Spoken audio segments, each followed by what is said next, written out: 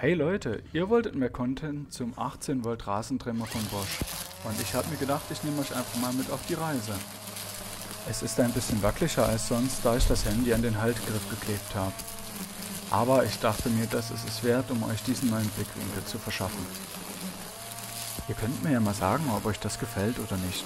Auf jeden Fall, wenn ihr mehr zu den 18 Volt Bosch Professional Gartengeräten sehen wollt, dann abonniert meinen Kanal und liked das Video.